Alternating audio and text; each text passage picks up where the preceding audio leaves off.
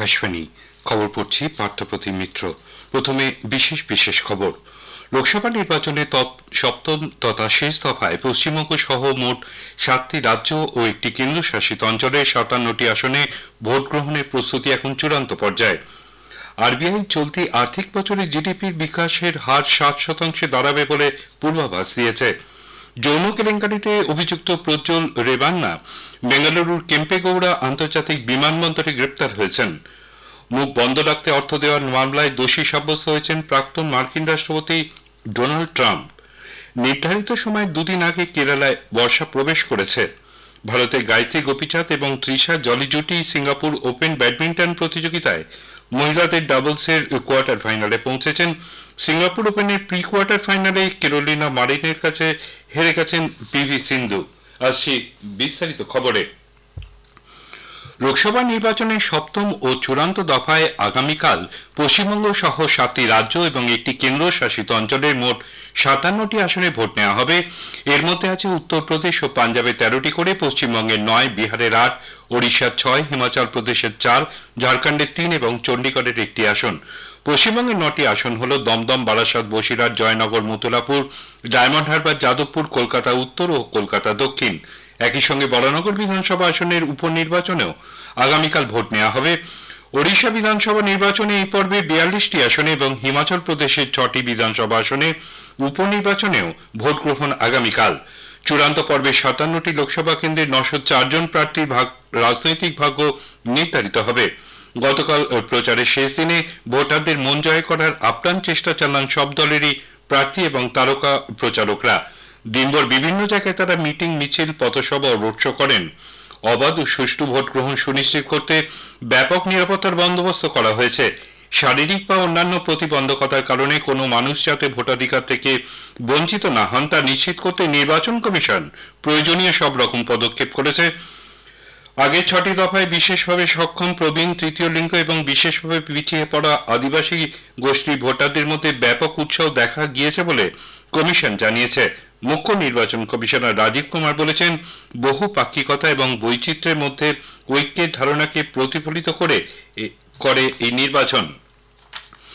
চূড়ান্ত দফার ভোটের আগে নির্বাচন কমিশন ভোটের হার নিয়ে ছড়িয়ে পড়া গুজব খারিজ করে দিয়েছে। মুখ্য নির্বাচন কমিশনার রাজীব কুমার আকাশবাণীকে জানিয়েছেন, কমিশনের পরে প্রকাশিত তথ্যে ভোটের হার বেড়েছে বলে সারা দেশে ভুয়ো খবর ছড়িয়ে পড়ে। এই খবর সম্পূর্ণ মিথ্যা বলে জানিয়ে শ্রী কুমার বলেন, নির্বাচনের প্রার্থী ও এজেন্টকে 17C ফর্মের কপি যেহেতু দিয়ে দেওয়া হয়, সেক্ষেত্রে ভোটের হার বাড়ানো সম্ভব নয়। নির্বাচন কমিশন ভোটের হার ও ইভিএম সংক্রান্ত তথ্য তাদের অ্যাপে এবং ওয়েবসাইটে আপডেট করে বলেও রাজীব কুমার জানান। সপ্তম দফার ভোট নিয়ে আজ শুনবেন রাজ্যের অতিরিক্ত মুখ্য নির্বাচনী আধিকারিক অরিন্দম নিয়োগীর বার্তা এবং আবেদন। শোনা যাবে রাত 9:45-এ গীতাঞ্জলি ও 107 মেগাহার্টজ প্রচার তরঙ্গে এবং ডিটিএইচ পরিষেবায়। আমাদের সোশ্যাল মিডিয়া পেজেও সরাসরি শোনা যাবে এই অনুষ্ঠান। প্রযোজনায় সুস্মিতা মণ্ডল। ভারতীয় রিজার্ভ ব্যাংক আরবিআই চলতি আর্থিক বছরে মোট অভ্যন্তরীণ উৎপাদন জিডিপির বিকাশ হার 7% হবে বলে পূর্বাভাস দিয়েছে। শীর্ষ ব্যাংকের বার্ষিক রিপোর্টে বলা হয়েছে, 2024-25 অর্থবর্ষে ভারসাম্যপূর্ণ ঝুঁকি সহ বিকাশ হার 7% হবে বলে অনুমান করা হচ্ছে। 2024 সালে ভারতের অর্থনীতি ব্যাপক বৃদ্ধি হয়েছে। দেশের অর্থনীতির অবস্থানও স্থিতিশীল হয়েছে। উল্লেখ্য, 2023-24 অর্থবর্ষে বৈদেশিক ঋণ সংক্রান্ত সুদের কারণে আরবিআই এর প্রায় 17% আয় বেড়েছে। সরকার অবসর ও মৃত্যুকালীন গ্র্যাচুইটির সর্বোচ্চ সীমা 20 লক্ষ টাকা থেকে বাড়িয়ে 25 লক্ষ টাকা করেছে। কর্মী বিষয়ক জন অভিযোগ ও পেনশন মন্ত্রকের পক্ষ থেকে এই মর্মে এক সরকারি নির্দেশিকা জারি করা হয়েছে। 2024-এর 1 জানুয়ারি থেকে এই সংশোধিত হার কার্যকর হবে। এই খবর শুনছেন আকাশবাণী থেকে। যৌন কেলেঙ্কারিতে অভিযুক্ত কর্ণাটকের হাসানের বিদায়ী সাংসদ তথা এবারের প্রার্থী প্রজ্জ্বল রেভান্না আজ ভোরে গ্রেপ্তার হয়েছেন। বেঙ্গালুরুর কেম্পেগৌড়া আন্তর্জাতিক বিমানবন্দরে নামতেই তাকে গ্রেপ্তার করা হয়। ইন্টারপোলের কাছ থেকে প্রজ্জ্বলের দেশে ফেরার খবর পাওয়ার পর কর্ণাটক পুলিশের বিশেষ তদন্তকারী দল সিট, বেঙ্গালুরু পুলিশ এবং অভিবাসন কর্তৃপক্ষ তাকে বিমানবন্দরে আটক করার প্রস্তুতি নেয়। বহু মহিলাকে যৌন নির্যাতন এবং ভয় দেখিয়ে তাদের যৌন সংসর্গে লিপ্ত হতে বাধ্য করার অভিযোগে তাকে সিটের মুখোমুখি হতে হবে। প্রজ্জ্বলের বাড়ির এক মহিলা গৃহকর্মীর অভিযোগের ভিত্তিতে এই তদন্ত শুরু হয়। জনতা দল সেকুলারের সাসপেন্ড হওয়া এই সাংসদ হাসান লোকসভা কেন্দ্রে ভোট গ্রহণের পরের দিন এপ্রিল মাসের 27 তারিখ দেশ ছাড়েন। যৌন সম্পর্কের পর এক পর্ন তারকাকে মুখ বন্ধ রাখার জন্য অর্থ দেওয়ার মামলায় প্রাক্তন মার্কিন রাষ্ট্রপতি ডোনাল্ড ট্রাম্প সমস্ত ফৌজদারি অভিযোগে দোষী সাব্যস্ত হয়েছেন। সব মিলিয়ে 34টি অভিযোগ ছিল তার বিরুদ্ধে। নিউ ইয়র্কের ম্যানহাটন আদালতে 12 জন জুরি ট্রাম্পকে দোষী সাব্যস্ত করেন। এই প্রথম কোনো ফৌজদারি মামলায় আমেরিকার একজন প্রাক্তন প্রেসিডেন্ট দোষী সাব্যস্ত হলেন। রাষ্ট্রপতি নির্বাচনের প্রচার চলাকালীন এই রায় রিপাবলিকানদের প্রতি জনমতে প্রভাব ফেলতে পারে বলে মনে করা হচ্ছে। তবে এই রায়ের জন্য রাষ্ট্রপতি পদপ্রার্থী হওয়া আটকাবে না ট্রাম্পের।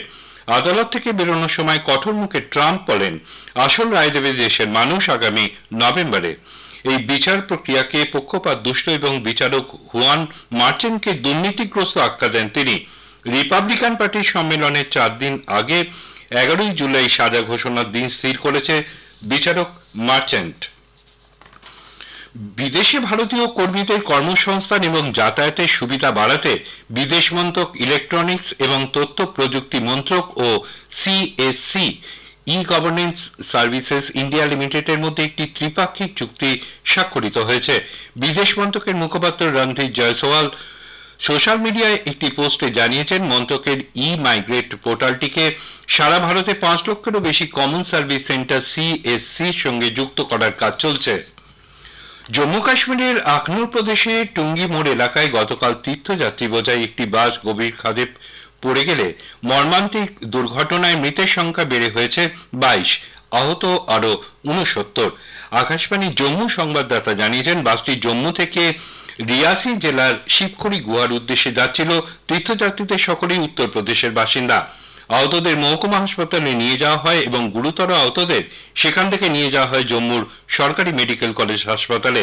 জম্মু জেলা শাসক এই দুর্ঘটনার কারণ খতিয়ে দেখতে ম্যাজিস্ট্রেট পর্যায়ে তদন্তের নির্দেশ দিয়েছেন। রাষ্ট্রপতি দ্রৌপদী মুর্মু, উপরাষ্ট্রপতি জগদীপ ধনখড় ও প্রধানমন্ত্রী নরেন্দ্র মোদী এই দুর্ঘটনায় গভীর শোক প্রকাশ করেছেন।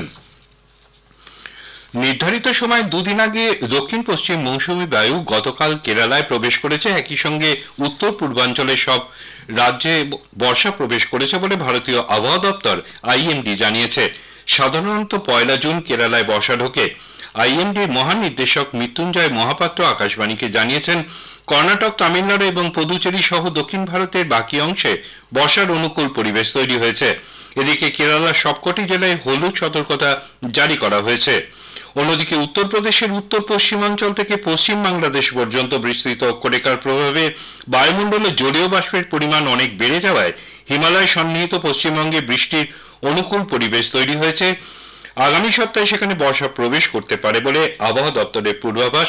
উত্তরবঙ্গের জেলাগুলিতে ভারী বৃষ্টি শুরু হয়েছে।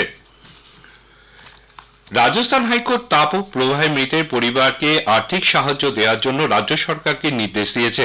তাপ প্রবাহ ও শৈত্য প্রবাহকে জাতীয় বিপর্যয় হিসেবে ঘোষণা করার প্রয়োজন আছে বলে আদালতের অভিমত। পরিবেশ সুরক্ষা ও জলবায়ু পরিবর্তন সংক্রান্ত বিষয়ে স্বতঃপ্রণোদিত হয়ে গ্রহণ করে হাইকোর্টের রাজস্থানের মুখ্য সচিবকে বিভিন্ন দপ্তরের জন্য অবিলম্বে কমিটি গঠনের নির্দেশ দিয়েছে, যাতে তারা রাজ্যের জলবায়ু পরিবর্তন প্রকল্পের আওতায় তাপ প্রবাহ সংক্রান্ত পরিকল্পনা কার্যকরভাবে রূপায়ণের উপযুক্ত পদক্ষেপ নিতে পারে। এছাড়াও তাপ প্রবাহজনিত কারণে কেউ অসুস্থ হয়ে স্বাস্থ্যকেন্দ্রে ভর্তি হলে তার জন্য সম্ভাব্য সব রকম সুযোগ এবং খোলা জায়গায় যারা কাজ করেন সেই শ্রমিকদের বেলা 12টা থেকে 3টের মধ্যে বিশ্রাম নেওয়ার অনুমতি দিতেও বলেছে আদালত। ভারতের গায়ত্রী গোপীচাঁদ এবং ত্রিশাঞ্জলি জুটি Singapore open BWF super 750 series badminton প্রতিযোগিতায় মহিলাদের ডাবলসের কোয়ার্টার ফাইনালে পৌঁছেছেন। ভারতীয় এই জুটি গতকাল বিশ্বের 2 নম্বর কোরিয়ার বায়েক নাহা ও লি সো হি জুটিকে 21-9, 14-21 এবং 21-15 পরাজিত করে কোয়ার্টার ফাইনালে ওঠে। আর সারা বিশ্বের 6 নম্বর কোরিয়ার কিম সো ইয়ং এবং কং হি ইয়ং জুটির মুখোমুখি হবে। শেষ করার আগে খবরে ভারতের পিভি সিন্ধু সিঙ্গাপুর ওপেন ব্যাডমিন্টনে মহিলাদের সিঙ্গলসের প্রি কোয়ার্টার ফাইনালে স্পেনের ক্যারোলিনা ম্যারিনের কাছে পরাজিত হয়েছেন। বিশ্বের 12 নম্বর সিন্ধু প্রথম গেমে 18-15 এগিয়ে থাকলেও শেষ পর্যন্ত তা ধরে রাখতে পারেননি। খবর শেষ হলো।